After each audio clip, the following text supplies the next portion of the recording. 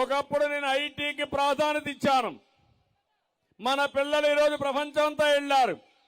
కడాన హైదరాబాద్ లో hitech city కట్టి తర్వాత సైబరాబాద్ నగరాన్ని ఏర్పాటు చేసి ప్రపంచానికి ఐటీ అందజేసిన పార్టీ తెలుగుదేశం పార్టీ అని చెప్పి కూడా నేను మీకు తెలియజేస్తున్నా.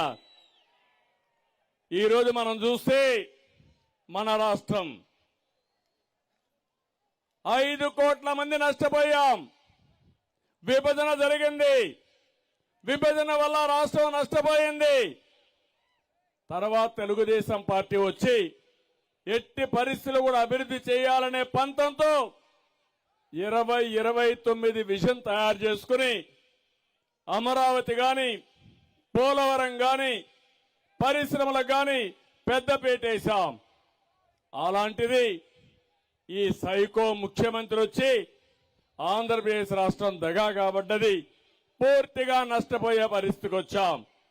అందుకే నేను ఒకటే చెప్తున్నాను, విభజన కంటే జగన్మోహన్ రెడ్డి విధ్వంస పాలన వల్ల పూర్తిగా నష్టపోయామా లేదా ఒక్కసారి గుర్తు తెచ్చుకోమని మిమ్మల్ని అందరినీ కోరుతున్నా.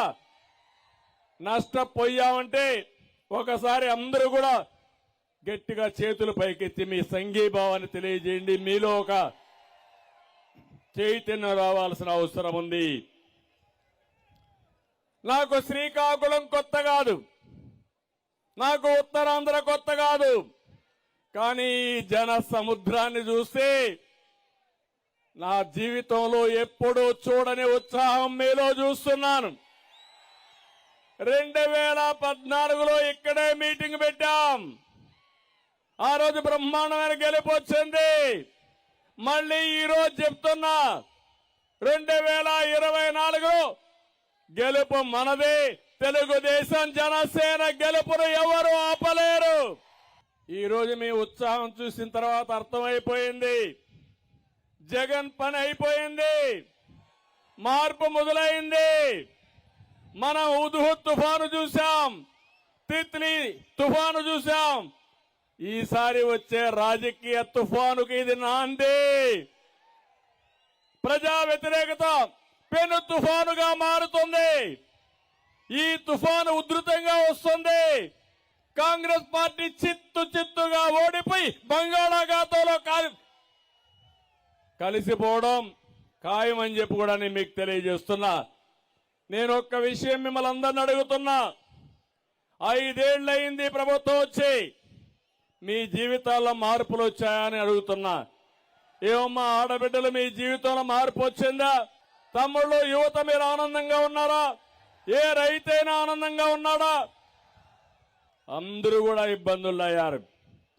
జగన్ పాలనలో పేదలు నిరుపేదలయ్యారు. వైసీపీ నాయకులు మాత్రం ధనవంతులయ్యారు.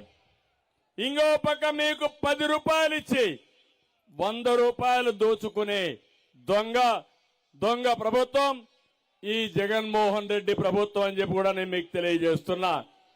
ఒక విషయం మీరు గుర్తుపెట్టుకోవాలి, వ్యవసాయ రంగం సంక్షోభంలో ఉంది. యువతకు ఉద్యోగాలు లేవు, ప్రభుత్వ ఉద్యోగాలకు జీతాలు లేవు, కాంట్రాక్టులకు బిల్లులు లేవు, కూలీలకు పనులు లేవు, నిత్యావసర ధరలు అదుపు లేదు, మా మహిళలకు రక్షణ లేదు, రోడ్లు లేవు, సాగునీటి ప్రాజెక్టులకు దిక్కు లేదు. 5 సంవత్సరాల పాలన 30 ఏళ్ల ఎన్నికెళ్లిపోయింది. అవునా కాదా అని ప్రతి ఒక్కరిని అడుగుతున్నా.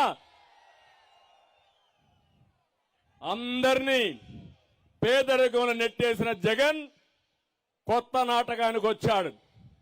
ఈరోజు అతను మాట్లాడేది, నేను పేదల మనిషి అంటున్నాడు. పెత్తందారులకి పేదలకు పోరాటం అంటున్నాడు. నేను సవాలు విసురుతున్నా, నువ్వు ఏ విధంగా పేదవాడు అవుతావో చెప్పే ధైర్యం ఉందని అడుగుతున్నాను. మీరు ఒక్కసారి గుర్తుపెట్టుకోండి, ఈరోజు అతను మాట్లాడే మాట కొత్త డ్రామాలు వేసే పరిస్థితికి వచ్చాడు. పేదల బిడ్డ కొత్త డ్రామా, ఇది కోడికత్తి కమల్ హాసన్ డ్రామా. ఇంకో పక్క నమ్మి ఓటేస్తే ప్రజల్నే కాటేశాడు. భస్మాసుడిలా మీ నెత్తినే చేయబెట్టాడు. ఇప్పుడు మీరందరూ సిద్ధంగా ఉండాలి.